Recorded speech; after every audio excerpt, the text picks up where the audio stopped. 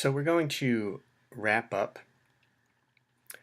the lecture section of the course uh, by covering the last decade leading toward the 21st century, and then we'll also have an epilogue in which we discuss how and why we got to where we are today, with, of course, roots going back to the very beginning of the course. And we'll look at trends in America's foreign policy and how it changed after the Cold War. Because as we've seen, America's rivalry with the Soviet Union, the Cold War, really dictated a lot of America's concerns around the world, from the Berlin airlift to the Marshall Plan to the war in Korea, and of course to the Vietnam War.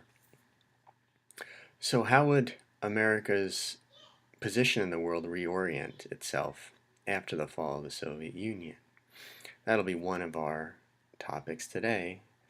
And then we'll also look at developments closer to home, domestic policies, social and cultural developments, leading to our present.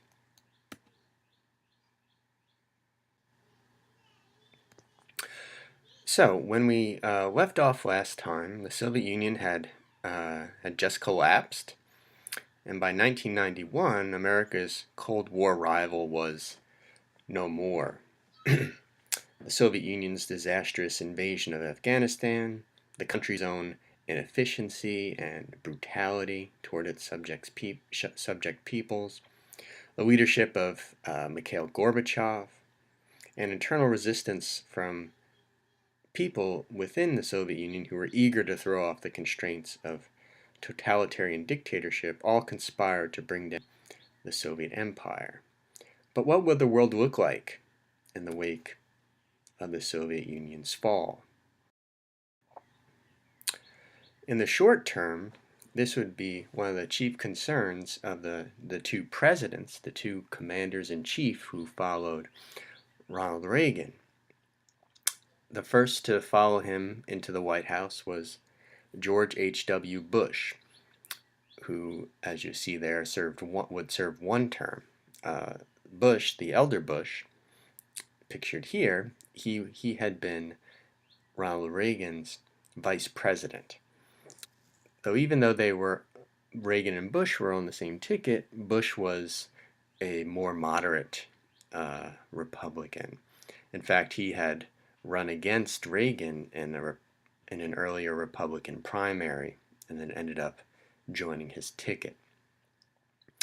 Following Bush into office was Bill Clinton, who would serve 2 terms in office. And as commanders-in-chief, as America's chief ambassadors to the world, these 2 men would help forge the post-Cold War path in American foreign policy.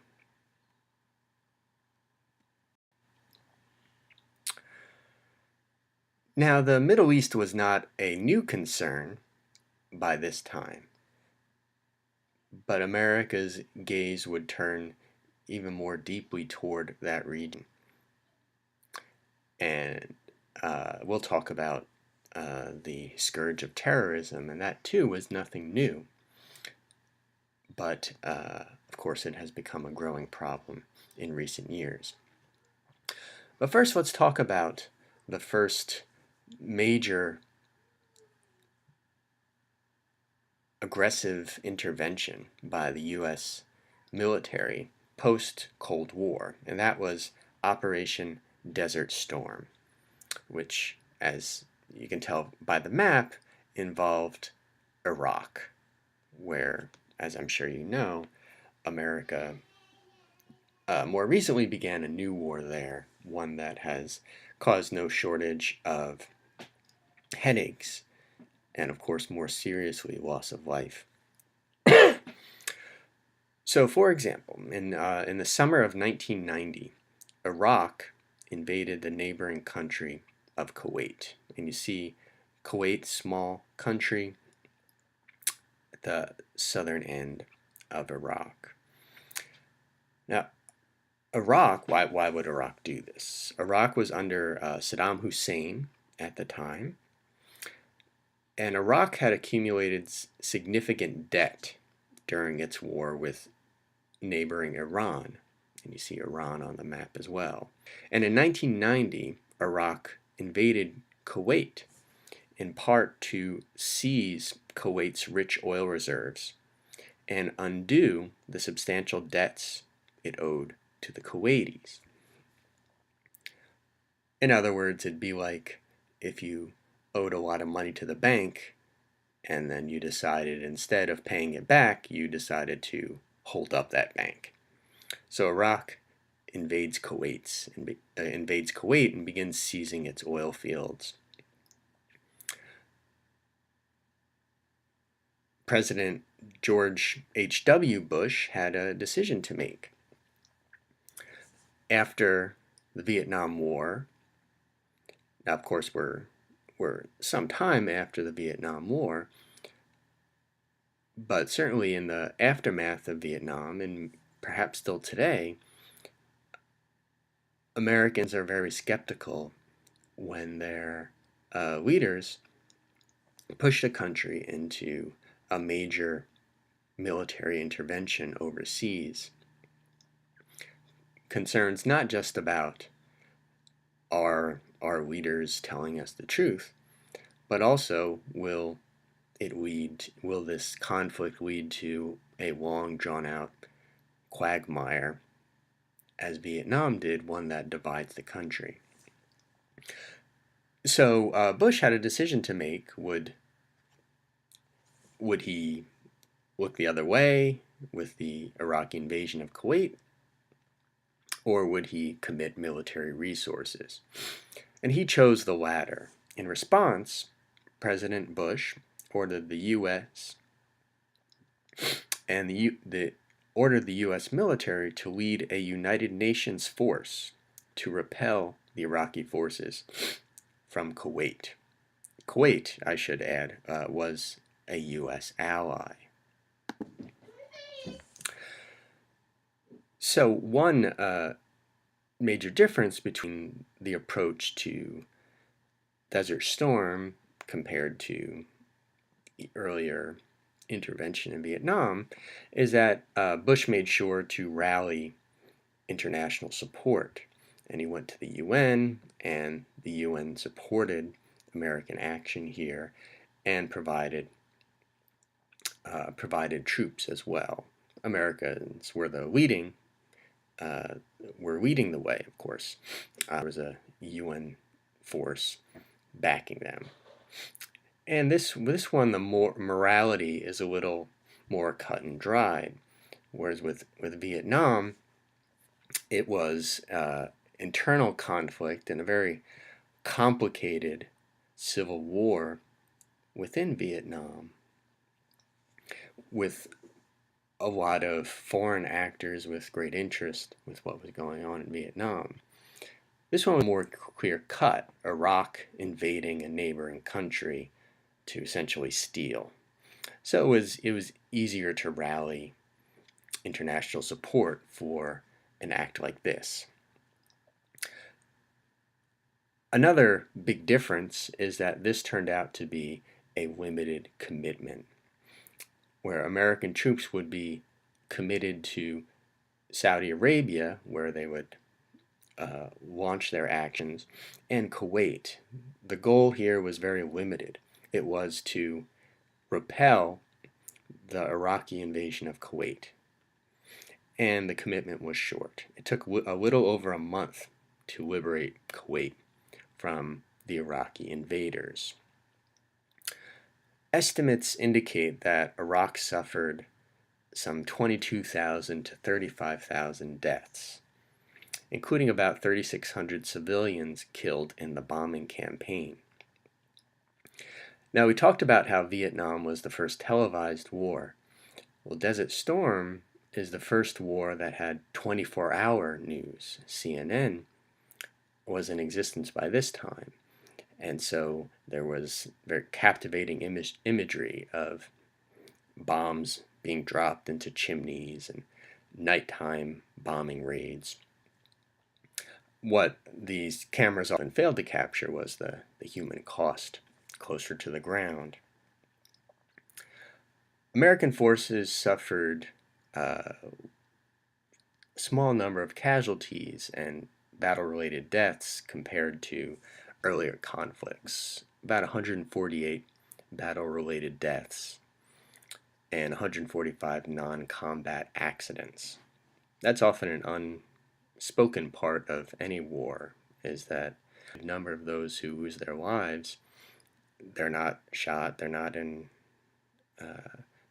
hit by bombs, but instead they're plane crashes and non-combat related deaths. And that was true of this war as well. So this short war shows the United States adjusting to a world without the Soviet Union. In this case, a US-led coalition of UN forces defends Kuwait against an invading army. And this invading army was not from a communist country, as in, say, North Korea invading South Korea, but instead from an aggressive power in the Middle East, which of course would be a center of much of America's attention in the decades ahead and currently. And American economic interests, of course, were paramount here, as Kuwait was an American ally and a rich and oil-rich country, a supplier of America's oil. Now, even though this was a short war with a limited commitment, there were still some protests in the U.S. where you'd see signs like "No blood for oil," where, especially coming out of the Vietnam War from 2 decades earlier, many Americans were suspicious of any U.S. military action and saw America's greed or self-interest at the heart of some of these interventions.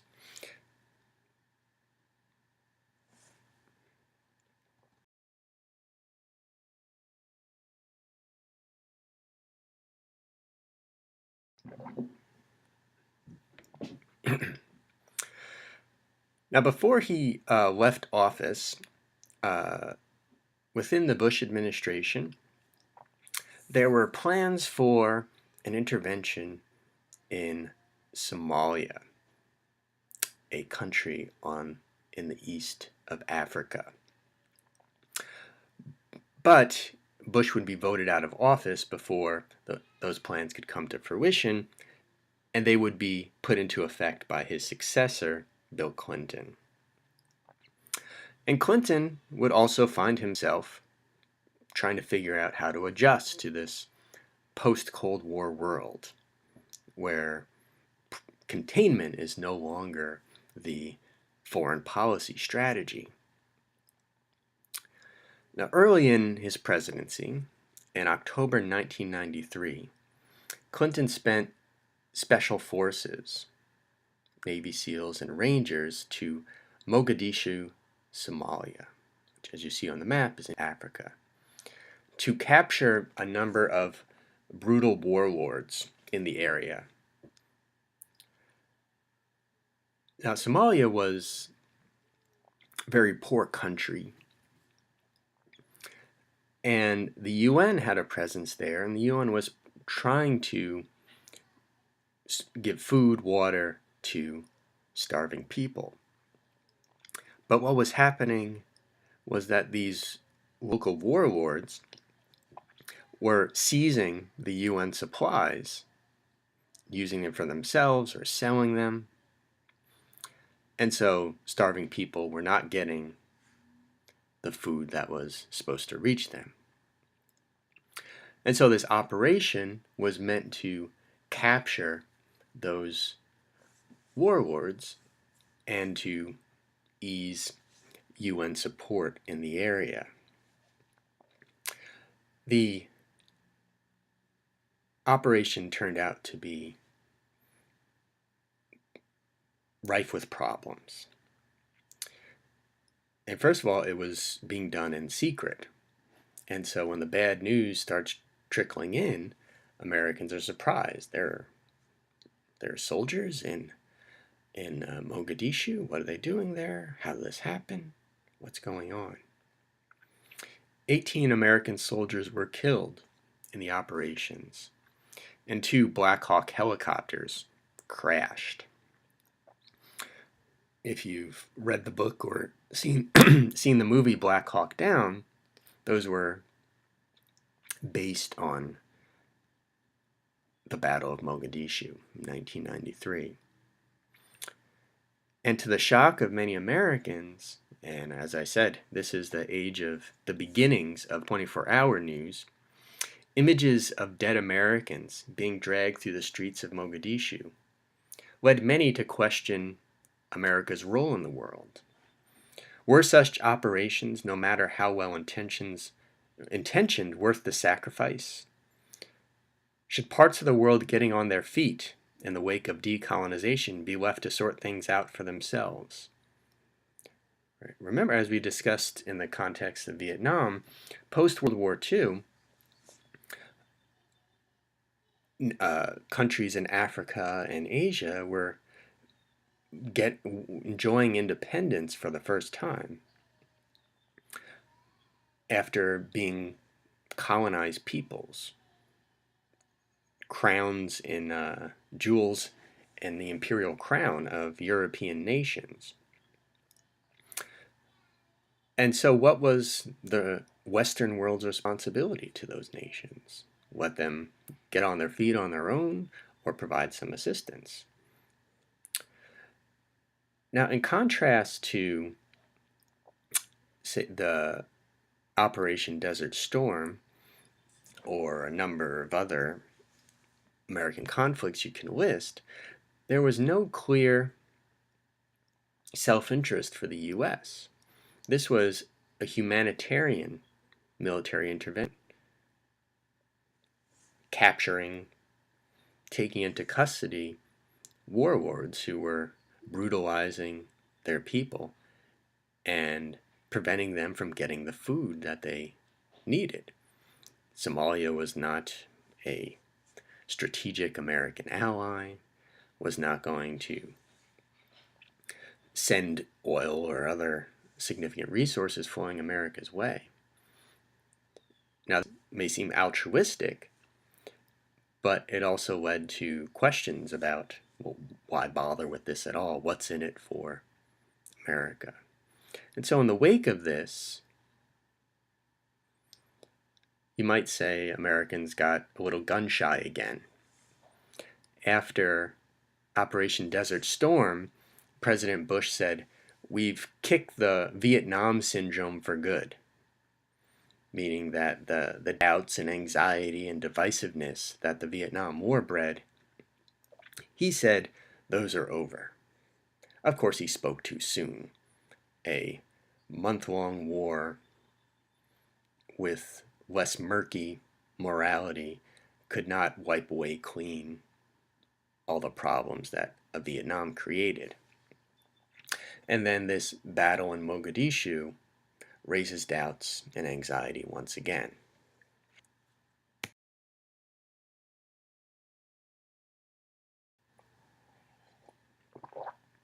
That does not mean that Clinton or his successors would shrink back into an isolationist cocoon. For example, Clinton committed American planes to the Eastern European country of Bosnia in order to protect UN-designated safe areas and stop genocide in the region.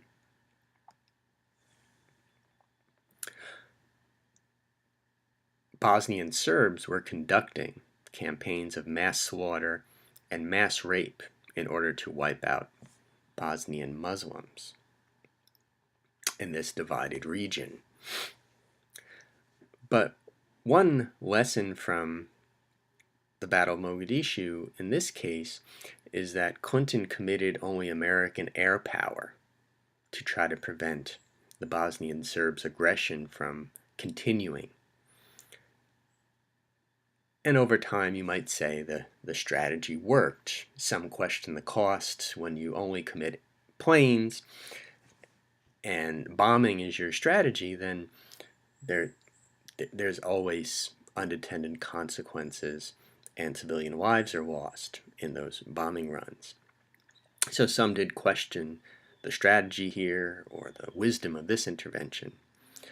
But the Bosnian Serbs' aggression was halted, and eventually a UN solution of a divided Bosnia would be put into place.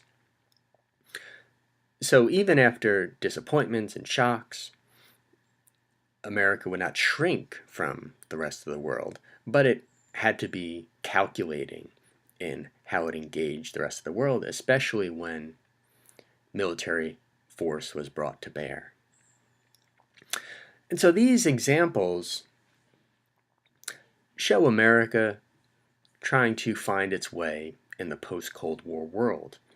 And as you can see, each of these interventions, not only were they different in approach and commitment, but they also each targeted a different part of the world: the Middle East, Africa,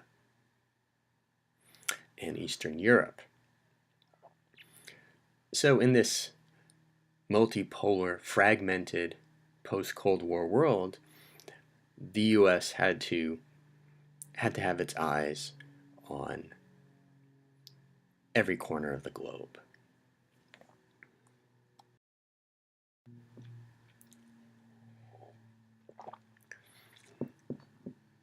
But of course, there's more to the story.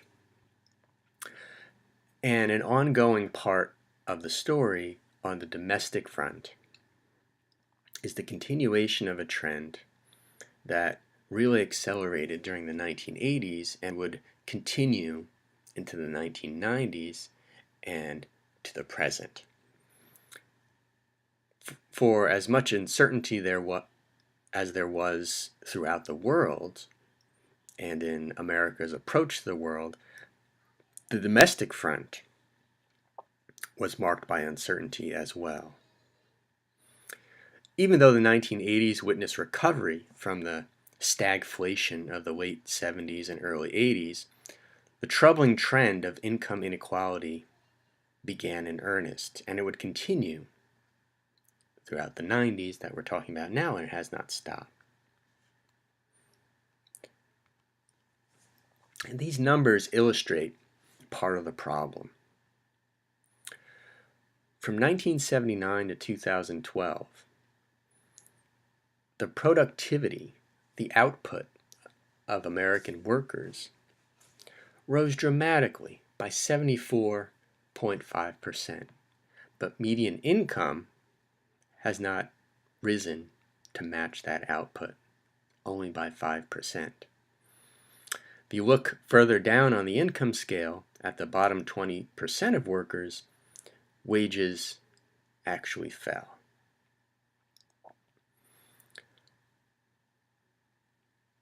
So what in part counts for this rising worker productivity is mechanization, the adoption of machine production.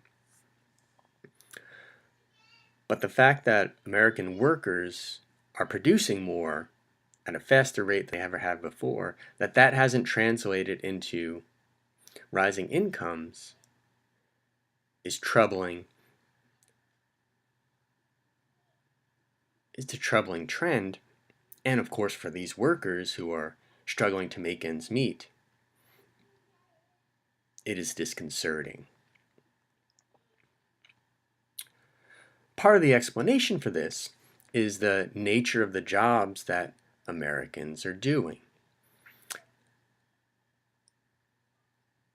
As manufacturing declines, jobs in service and retail, they are filling the gap.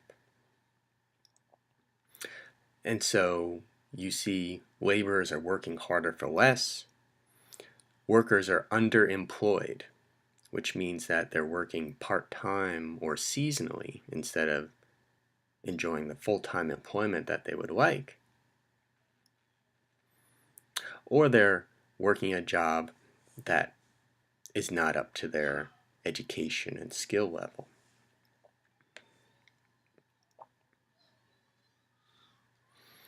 And so you see the decline in the percentage of manufacturing jobs is continuing in earnest. The types of jobs that Americans are doing are changing. Factory jobs continue to decline, and they're replaced by retail jobs.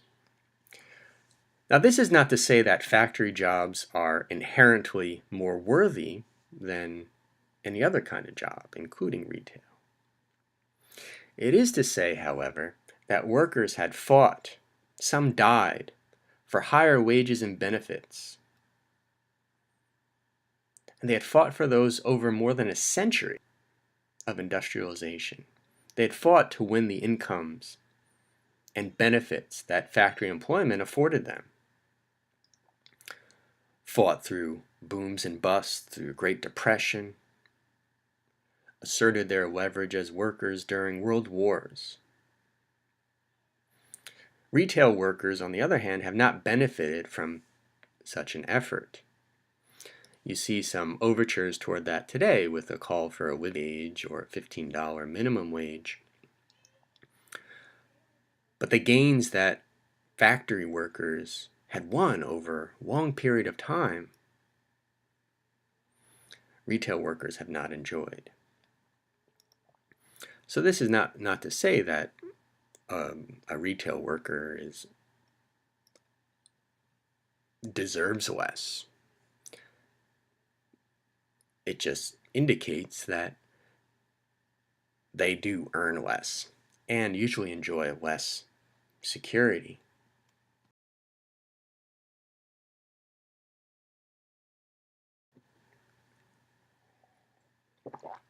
The number one private employer in the country is Walmart, which is notorious for its anti-union tactics and the limited pay and benefits it provides for its workers. And of course, it's hardly alone.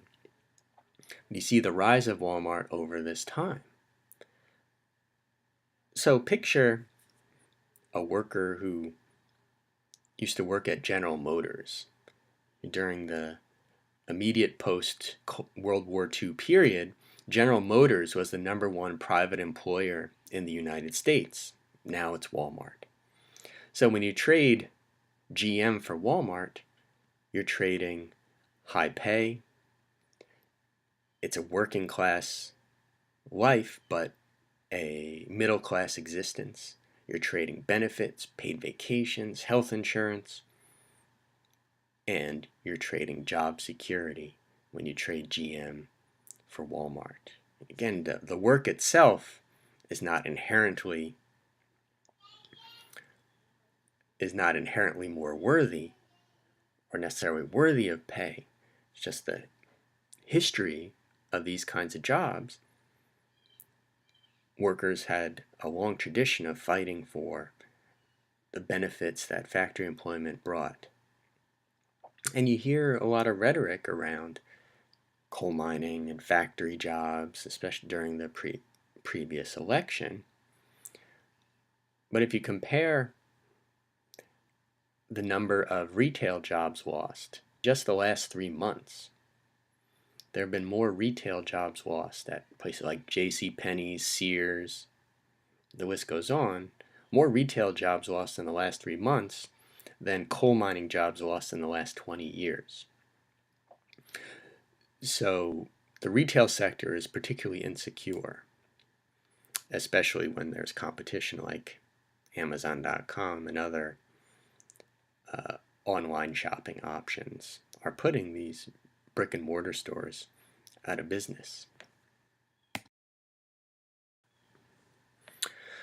But this rising workers' insecurity, especially on the bottom rungs of the income scale, was accompanied by a fraying safety net. Even as workers on the bottom of the income scale were struggling to adjust to a U.S. economy whose structure was changing dramatically, Clinton and other Democrats adopted Reagan-like language and targeted welfare for cutbacks. of course, working with Republicans in this effort. Critics of welfare often focused on personal responsibility, blamed a culture of irresponsibility and laziness and depravity, while not paying attention to the changing nature of the U.S. economy, which, as we've been discussing, its structure was being remade, and workers were struggling to adjust to that. And so in 1996, Bill Clinton signed, this was passed by a Republican House of Representatives and the Senate, and Clinton signed it. He adopted this Reagan-like rhetoric of welfare reform and personal responsibility, and he signs, there he is signing the Personal Responsibility and Work Opportunity Reconciliation Act of 1996, which replaced established welfare programs, aid for family with dependent children, with temporary assistance for needy families, TANF, which provided assistance to states for job training. So support for unemployed or underemployed workers was often contingent upon seeking job training, so that any assistance they receive is short-term and temporary. This program, this act, Personal Responsibility and Work Opportunity Act, also provided grants to pro-marriage programs, mainly run by churches. And this was stemming from the belief that those people who relied on welfare were irresponsible, having children out of wedlock and having too many children they couldn't afford, and therefore they needed education in healthy family life.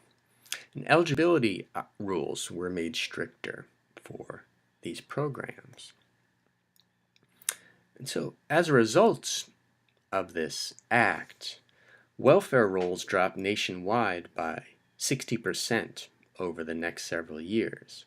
So more than half of people got off welfare assistance, federal welfare assistance. And this was touted as a sign of success. The welfare reform is working, they said. But this drop in welfare enrollment was mainly a result of an improving economy during the late 90s, not because of these reforms. There was a late 90s boom that I'll talk more about in a moment, but it would only last so long. And at the turn of the 21st century, hardship would come again, and of course, before the end of the first decade of the 21st century, there would be a major recession, the worst since the Great Depression.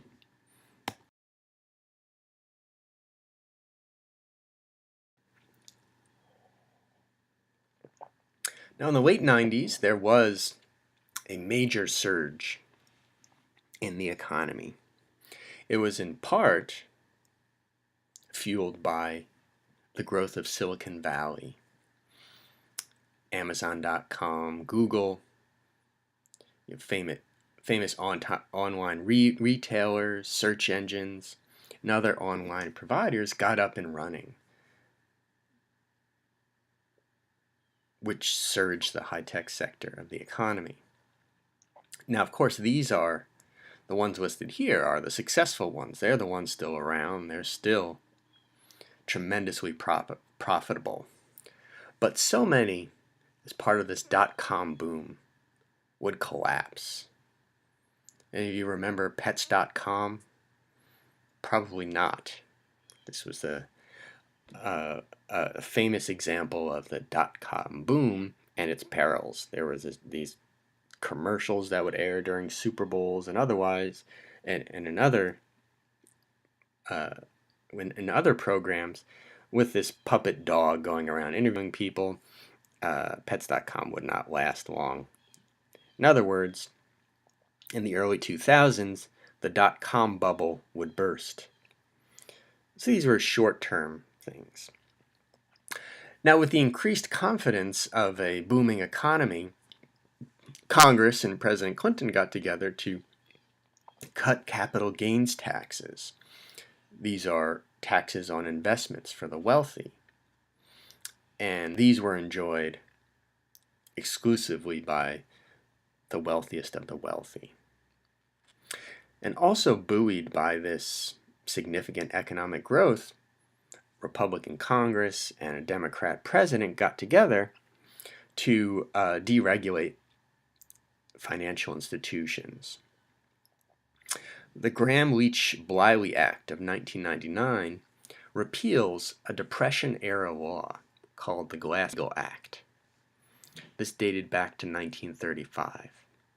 This Glass-Steagall Act forbade banks from speculating in stocks and real estate using individual depositors' money. So this allowed banks to do that again. So in other words, if you were with Bank A and you have a checking and savings account there, the Glass-Steagall Act, since the mid-30s, since the Depression, had prevented banks from taking your money and investing it in risky stocks. And this was meant to be a lesson of the Great Depression because, of course, it was precipitated by a stock market crash, and there was a lot of uncertainty surrounding those kinds of investments.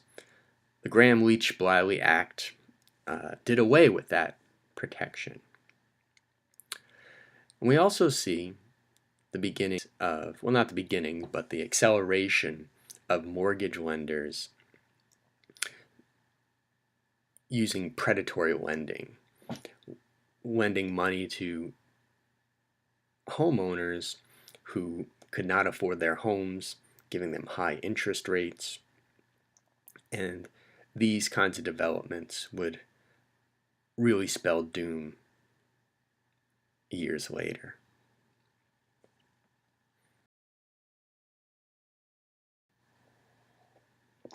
Before that comes, there is the disastrous, the embarrassing spectacle of the 2000 election. Bill Clinton's vice president, Al Gore, Democrat from Tennessee, ran against George W. Bush, the son of the former president and former governor of Texas.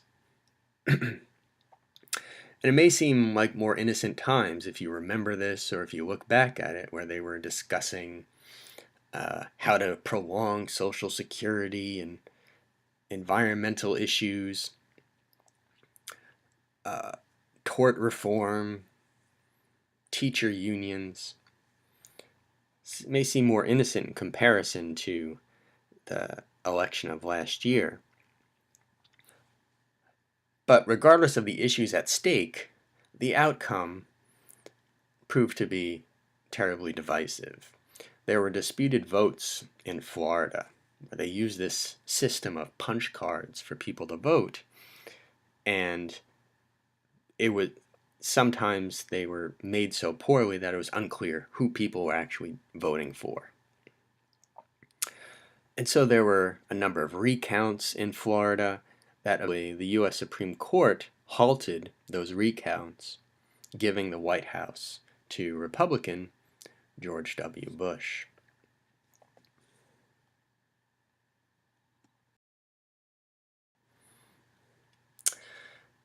And so this class is 1945 to 2000, but let's talk a bit about this century, this millennium we're living in now. How did we get here?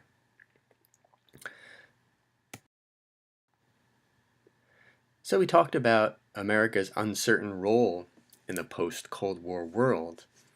And when it comes to foreign policy, to war making, the overriding concern for the U.S. has been the war on terrorism.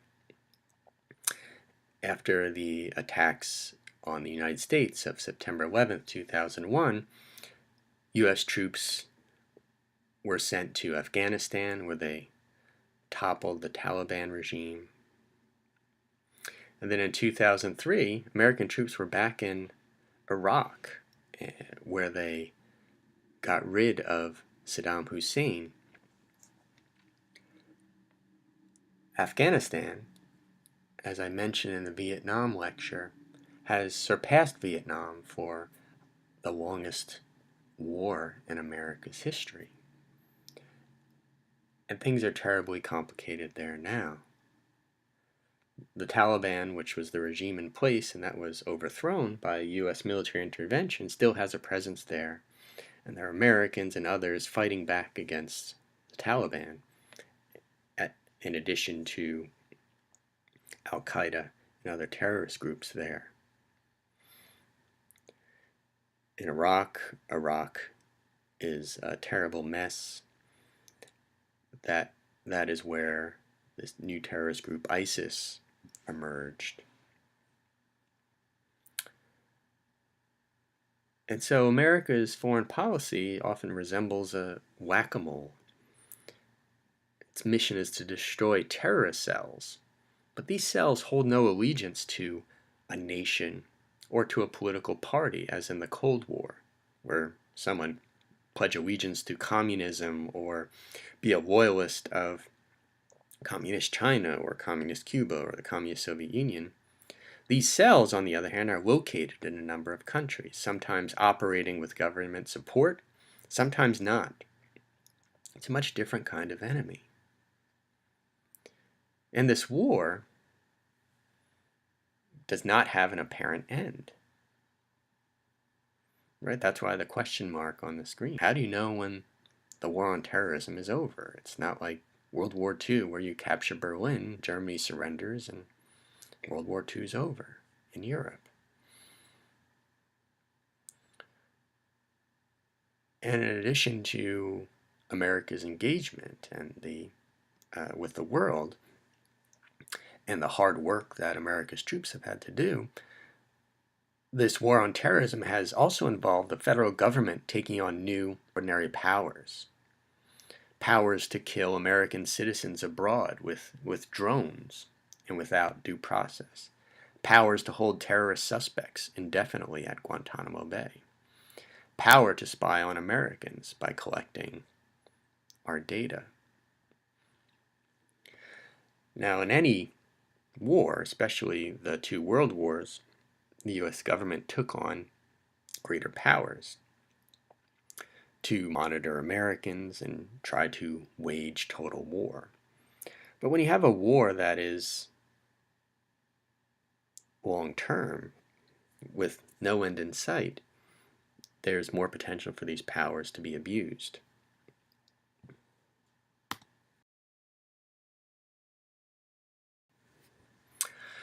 Now, another growing concern on the geopolitical front is the rising aggression of Russia.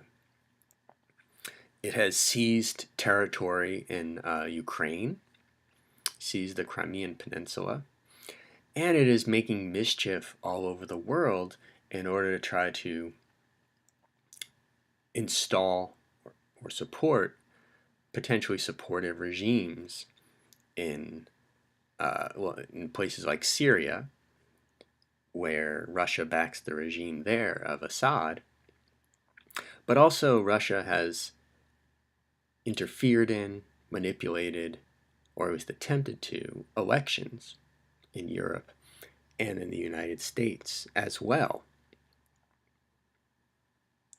It's trying to weaken the European project, undermine European and American alliances, and favor pro-Russia regimes. Like in the recent French elections, Russia was spreading fake news about the man who would eventually win the election. It was trying to secure victory for Marine Le Pen, a far-right candidate who had pro-Russia, pro-Putin. Vladimir Putin is the current leader in Russia. And there's significant evidence that Russia also interfered in the U.S. election. It attempted Russian hackers attempted to hack into voting machines, though there's no indication that they were successful. And this is based on American intelligence information data from the National Security Administration. It spread fake news in order to influence the election. And it just day to day likes to cause chaos. There was a Russian hacker, for example, that spread fake reports of a fire and a power outage in a small town in Louisiana, and none of it was true. But before people learned it wasn't true, panic ensued. So the nature of this kind of war, where it involves a lot of cyber warfare, is a much different playing field and much different risks, different things at stake. Now, it may be an exaggeration at this point to call it a Cold War, but we certainly do see a increasingly aggressive Russia under Vladimir Putin. And so these are the top concerns for American foreign policy makers and those responsible for committing this military all over the world, terrorism, and now Russia as a rival of the US. Now, not in terms of the economy or military might, but it's finding ways to spread its influence and undermine American influence in Europe and even here at home.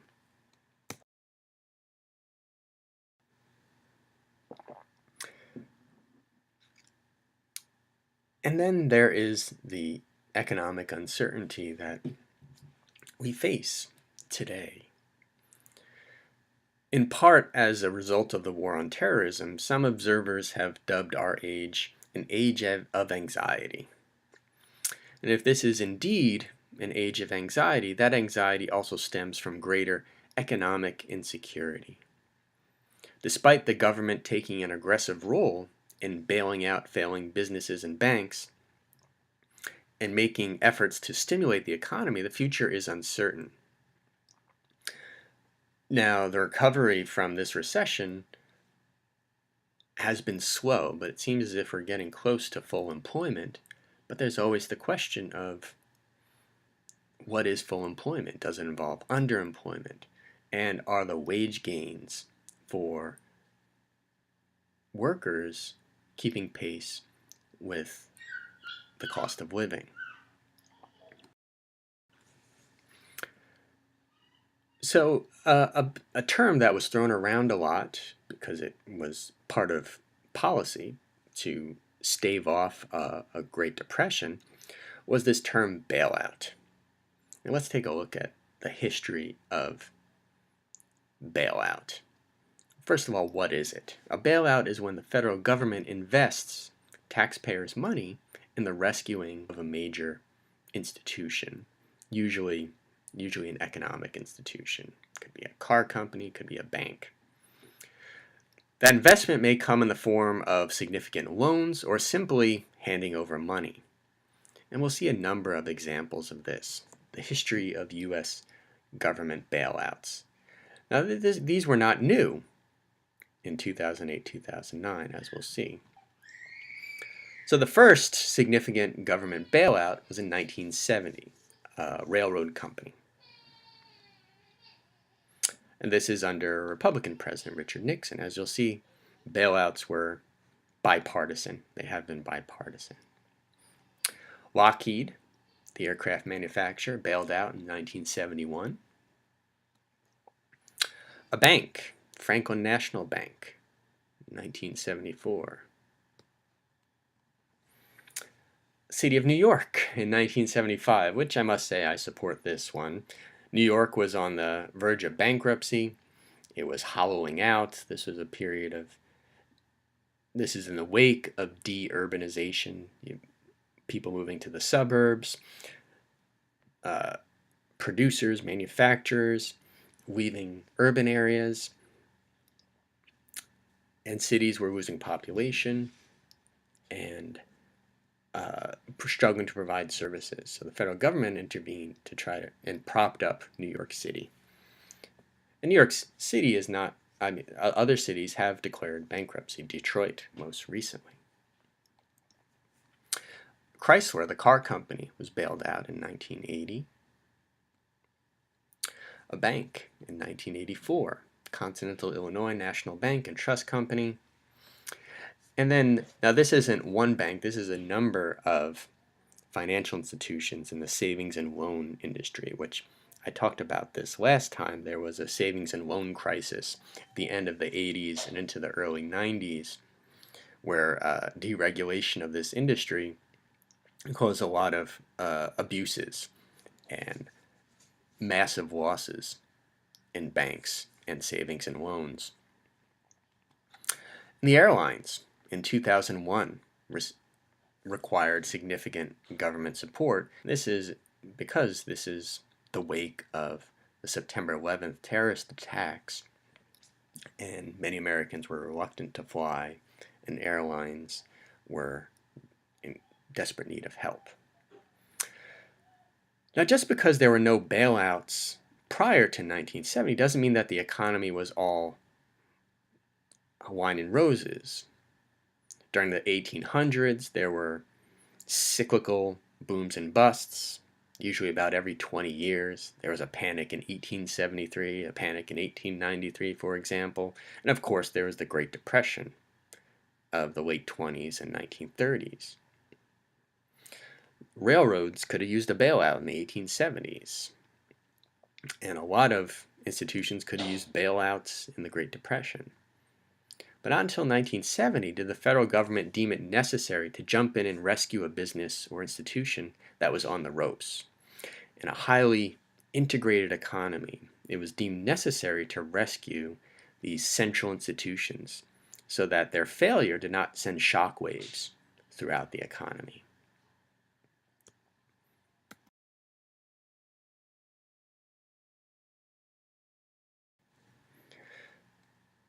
And so let's tally this. Between 1783 and 1969, there were 0 government bailouts, of course, costing $0. From 1970 to 2001, there were 8, totaling $347.2 billion. And this is adjusted for inflation. 8 bailouts over the course of 31 years, totaling $347.2 billion. Now, in some cases, these may have been worth it. But this is an indication of an economy that seems to be in constant need of rescue. But let's jump ahead. So let's just recap again. Bear Stearns, 2008. Fannie Mae, Freddie Mac, 2008. AIG, 2008. Auto Industry, 2008. TARP, 2008. Citigroup, 2008. Bank of America, 2009. To recap, 1783 to 1969, 0 bailouts, $0. 1970 to 2001, 8 bailouts, $37.2 billion. 2008, 2009, 7 bailouts, totaling $1.757 trillion. Trillion with a tr. Clearly, something fundamental has changed in our financial laws, regulations, financial institutions, and the economy as a whole.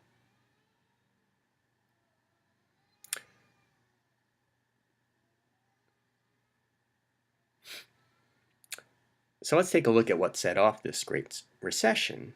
To sum it up at the start in a few words, it was the rapid decline in housing prices. There was great optimism that the housing market will continue to grow and housing prices are just going to keep going up and up. It turns out that they peaked in 2006 and started to decline the following year. This decline led to a wave of foreclosures that glutted the housing market and drove down home prices even further. Many home buyers had been granted what were called prime mortgages, and these people had questionable credit ratings. Mostly through fraud, lenders convinced them that they could afford a home in what President George W. Bush called the ownership society. The drop in housing had a ripple effect throughout the economy. So housing values declining, contributing to a rash of foreclosures. And so people are losing their homes, people are out on the street. And what becomes of these homes? What kind of assets are they now? Well, they're not very strong assets, and they are now owned by the bank, by the mortgage lender. So they're now stuck with a glut of homes without people living in them, without people paying the mortgages and taxes on them. And so what becomes of these financial institutions? Well, it's not a pretty picture for them. But the picture is even broader and more complicated because these smaller financial institutions, banks, mortgage lenders, they bundled up these mortgages into these complex financial instruments that they then sold to Wall Street institutions like Bear Stearns, which you may recall was on that bailout slide. So this is having a ripple effect throughout the economy. Declining housing prices, people losing their houses, smaller financial institutions stuck with these toxic assets that they had already bundled up and sold to these financial institutions, which are in turn stuck with their own brand of toxic assets. Turns out, what did Bear Stearns and other financial institutions do with these bundled up mortgages? Well, they sold them on exchanges. And so they were traded, exchanged, back and forth, bundled up again. And so people who invested in these instruments, financial instruments, they lost too. And if anyone had their retirement savings bound up in these kinds of markets, lose as well. And also troubling is that other financial institutions provided insurance for these financial instruments and also bought them up in droves. So the ripple effect throughout the economy was cataclysmic.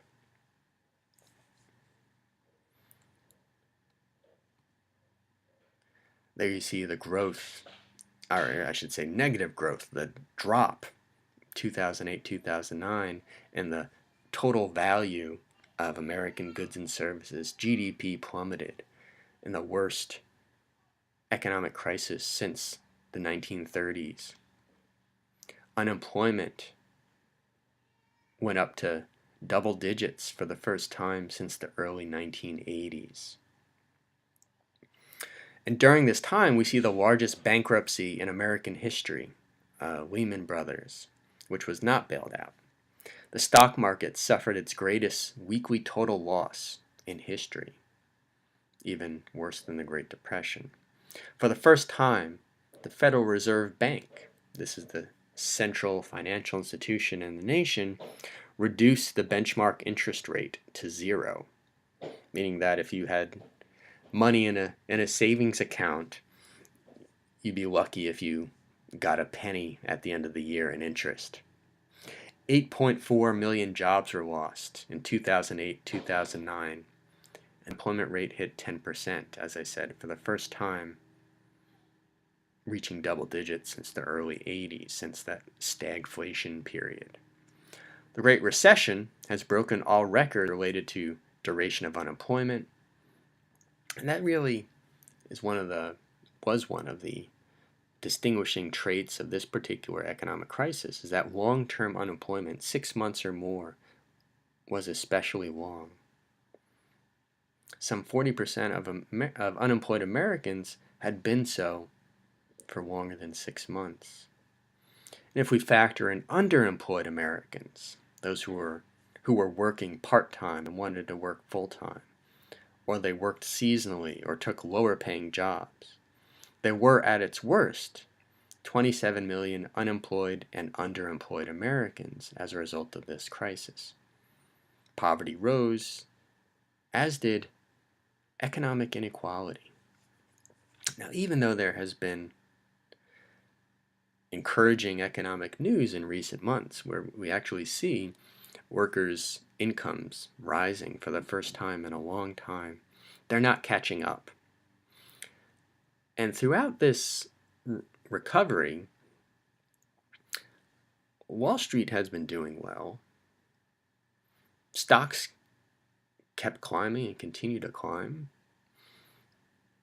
whereas we don't see all of the benefits trickling down. And income inequality is only growing worse.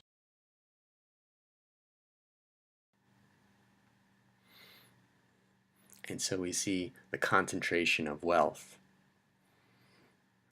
in the top 20%, and the top 1%, and the top 0.1%.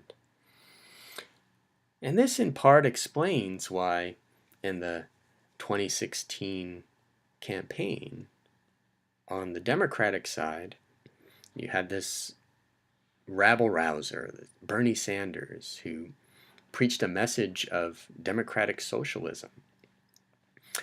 But his real message, regardless of what he calls himself, his real message was that people are being left behind and left out in a crooked system. And that resonated. Now, he was not the nominee, but he continues to be a popular and important figure on the left. And then, of course, on the Republican side, the winner of the Republican primary and then the winner of the 2016 presidential election was Donald Trump, who capitalized on this feeling of alienation that many Americans have felt. And he ran against someone, Hillary Clinton, who appeared to be the ultimate insider, former First Lady, former senator from New York, gave speeches to Wall Street. And he attacked her on all of that, and positioned himself as an outsider. Never held political office, and he promised to make America great again. Take power out of the hands of government and financial institutions and put it back into what he called the forgotten people. Now, whether he's done that, I'll leave that to you to decide. But my point here is that the rise in popularity and appeal of these two men is, I think, significantly in response to the structural changes taking place in America that have been taking place over the course of several decades, of incomes not keeping pace with the cost of living, of people taking jobs that don't satisfy their skills, their education. People feeling alienated from what they think as a crooked system where big businesses and big banks are bailed out, while lobbyists get direct access to their politicians and people are left to their own devices. And so Americans were hungry for change in some form.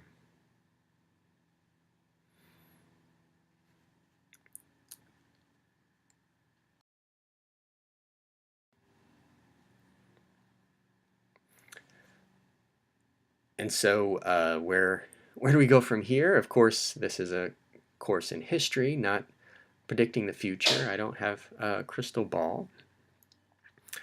But certainly months seem to indicate that a new kind of divisiveness has set in.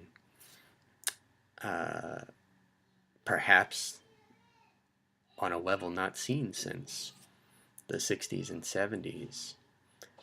Violent political rhetoric, or even actual violence, has a congressman was shot and wounded not that long ago.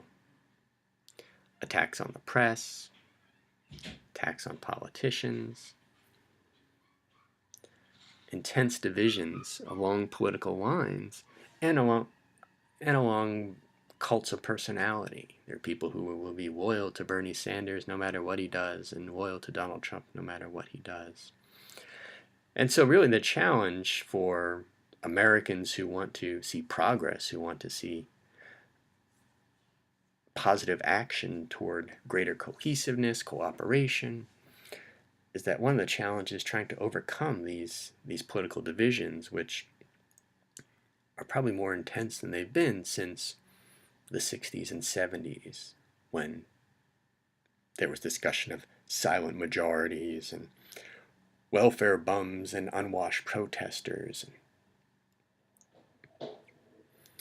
And so, as confusing as this is, maybe the answer is simple in that we have to be reminded that we're all in this together.